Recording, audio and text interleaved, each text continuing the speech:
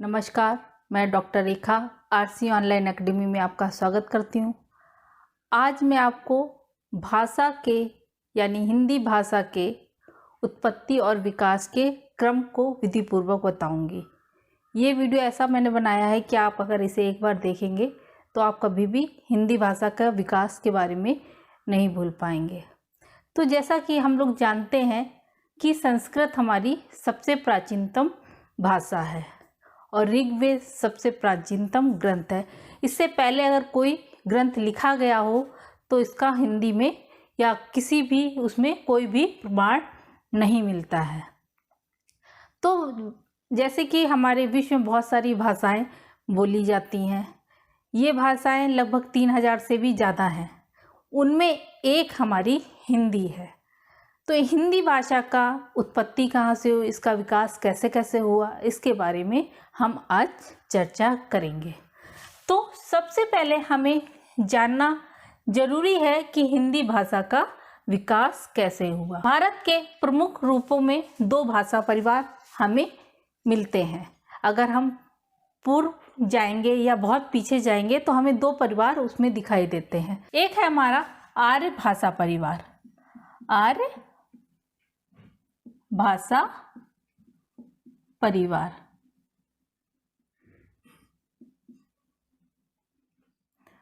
और दूसरा है द्रविड़ भाषा परिवार।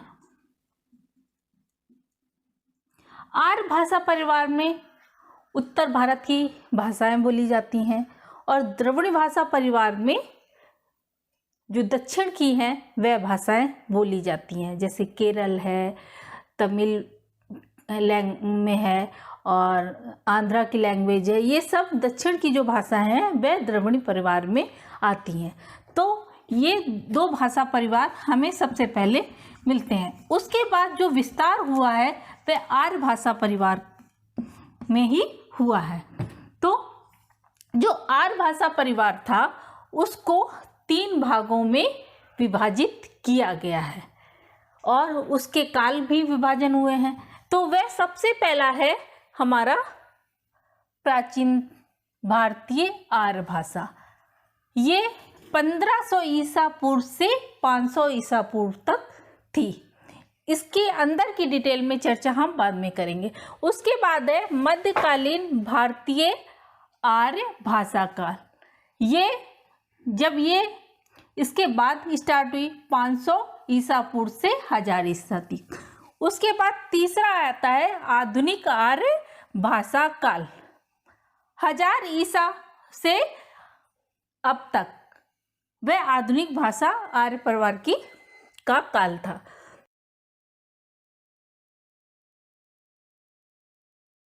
और जो हमारा ये हिंदी का इतिहास का काल है वह लगभग कितना पुराना है? 3500 वर्षों पुराना ये हमारा हिंदी भाषा का हिंदी भाषा का काल है वह इतना पुराना है। तो किसी भी भाषा का जब विकास होता है तो वह इसको एक दिन में ये परिवर्तित नहीं होती। इसको परिवर्तन होते होते होते होते कई 1000 साल लग जाते हैं। तो हिंदी भाषा में परिवर्तन होते होते कितने साल लगे? 3-3.5 साल।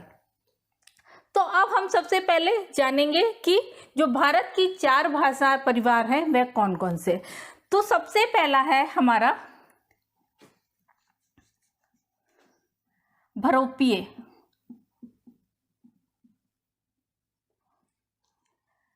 उसके बाद आता है द्रविड़। उसके बाद आता है आस्ट्रिक और अंत में आता है चीनी तिब्बत। चीनी तिब्बत जिसको तिब्बती बोलते हैं। तो भरोपिये जो भाषा है सबसे अधिक बोली जाती है, वह 73% बोली जाती है। उसके बाद आता है द्रविड़, ये 23% बोली जाती है। उसके बाद आता है हमारा आस्ट्रिक, ये भाषा 13% बोली जाती है लगभग।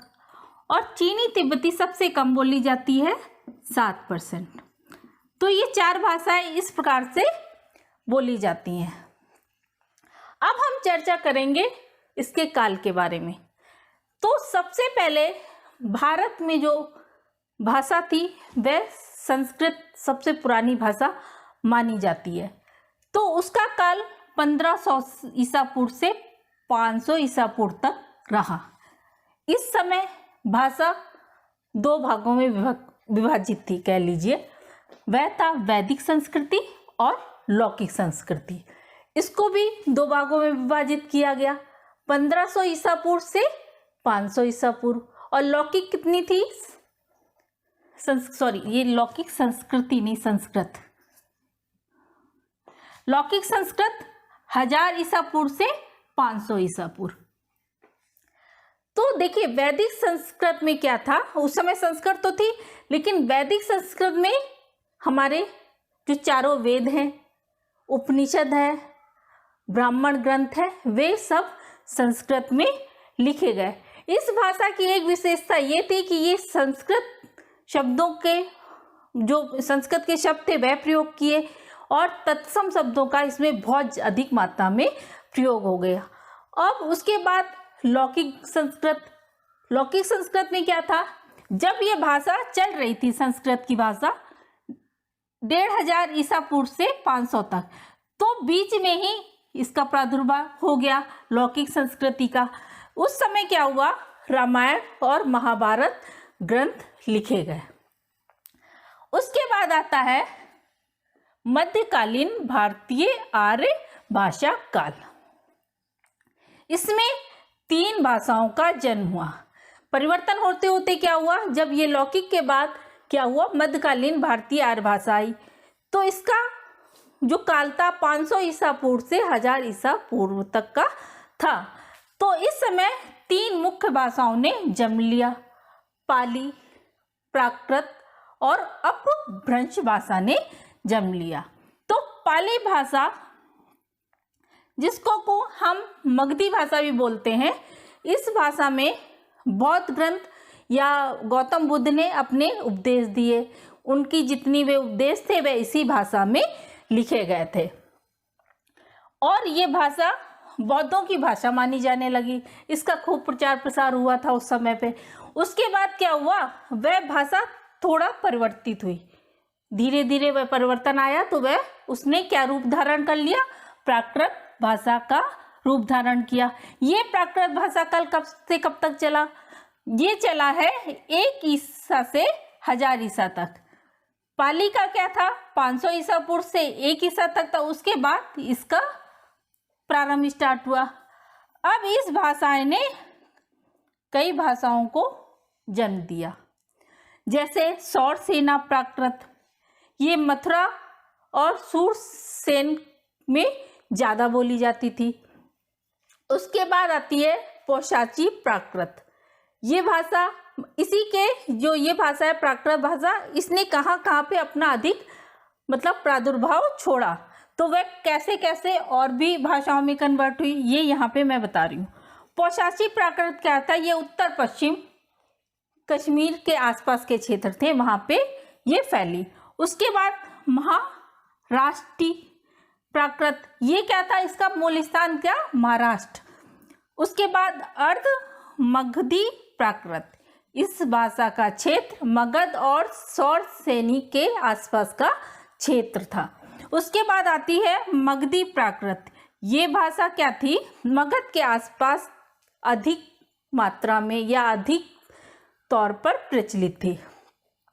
उसके बाद ये तीसरा इसका है अपभ्रंश भाषा काल। इसका अपभ्रंश का अर्थ होता है पतन या गिरा हुआ। तो ये भाषा भी कई भाषाओं में तब्दील हुई। इसका काल क्या था, 500 ईसा से 1000 ईसा तक।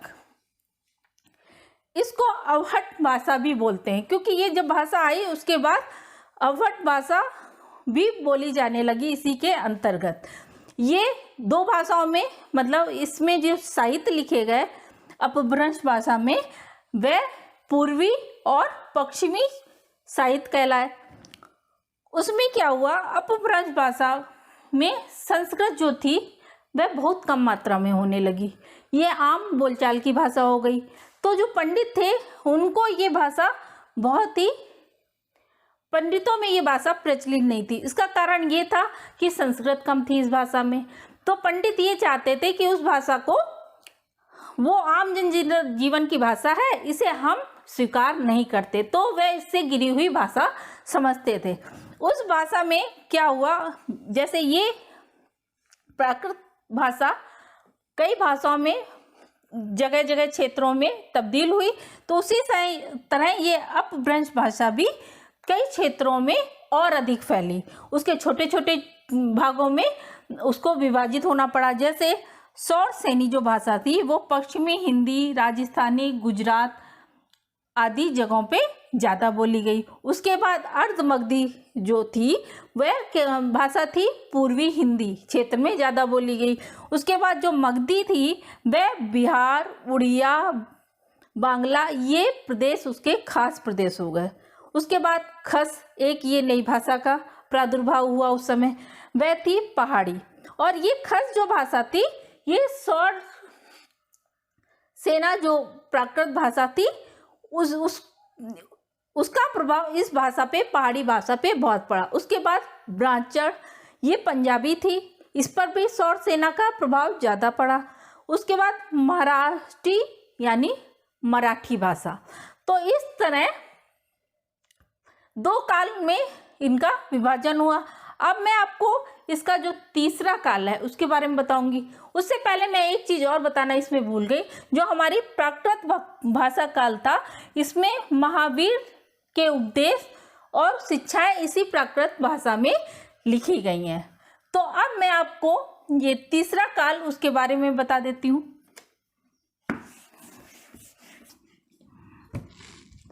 अब है तीसरा हमारा जो काल है वह है आधुनिक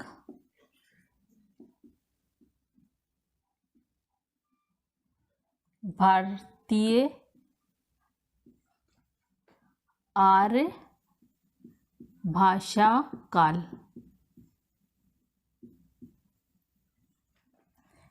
ये 1000 ईसा से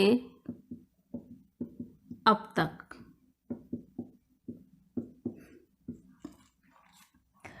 तो जब ये काल आरंभ हुआ उससे पहले अपभ्रंश और अवट जो भाषाएं थी वह प्रचलन में थी। जो अपभ्रंश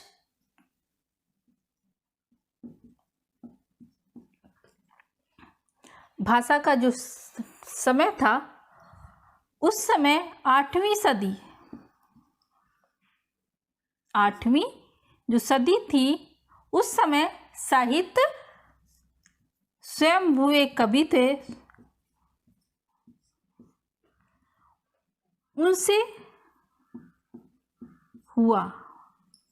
मतलब साहित्य का जो शुरुआत थी वह स्वयंभू कवि से हुआ और वह तब तक चला 13वीं सदी तक। कब तक चला? 13वीं सदी तक।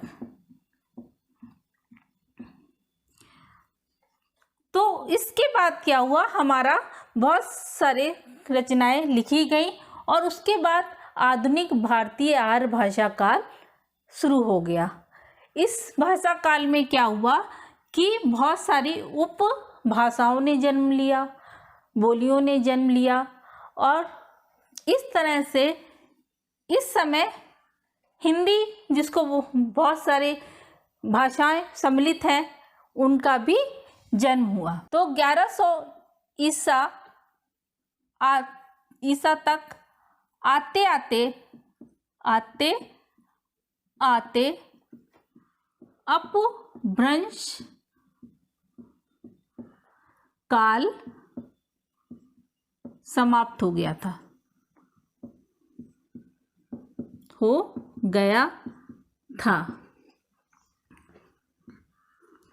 और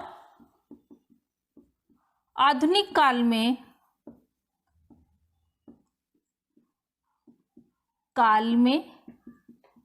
उपभाषाओं का जन्म हुआ तथा क्षेत्रीय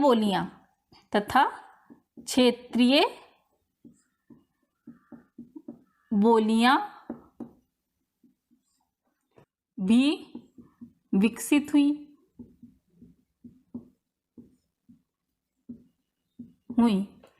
इनमें कौन सी बोली थी? खड़ी बोली,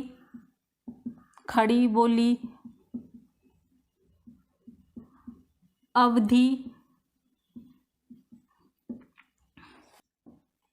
गढ़वाली,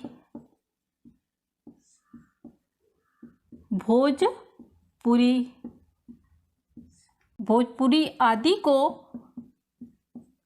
समग्र हिंदी कहा गया।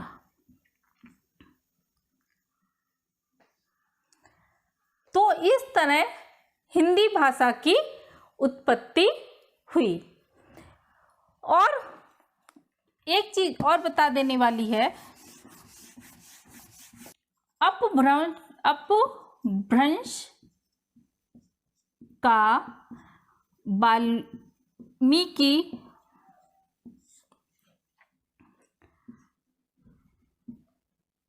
पौम चरियु अथवा जिसको हम राम काव्य बोलते हैं,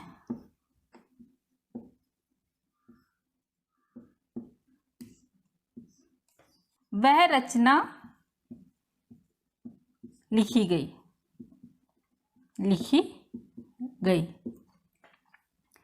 तो इस तरह हमने इस वीडियो में हिंदी भाषा उत्पत्ति और उसके विकास के बारे में पूर्ण जानकारी दी कि ये 3 भागों में विभाजित हुआ और कैसे कैसे ये संस्कृत से बोली या भाषा परिवर्तित होती गई। तो भाषा परिवर्तन का क्रम हम यहाँ पे लिख देते हैं। भाषा परिवर्तन का जो क्रम था, सबसे पहली संस्कृत थी,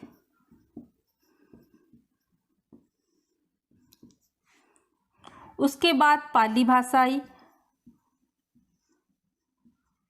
उसके बाद प्राकृत भाषा आई, उसके बाद अपभ्रंश, उसके बाद अवहट्ट, उसके बाद प्राचीन, प्रारंभ हिंदी का विकास हुआ। तो हिंदी के विकास का जो काल माना गया है वो अपभ्रंश से शुरू हो जाता है। तो आज की वीडियो में हमने हिंदी का निर्माण कैसे हुआ, उसका विकास कैसे हुआ, इस बारे में हमने जाना। अगर आपको हमारा ये वीडियो पसंद आया है तो हमारे चैनल को सब्सक्राइब करें, वीडियो को लाइक करें। नमस्कार।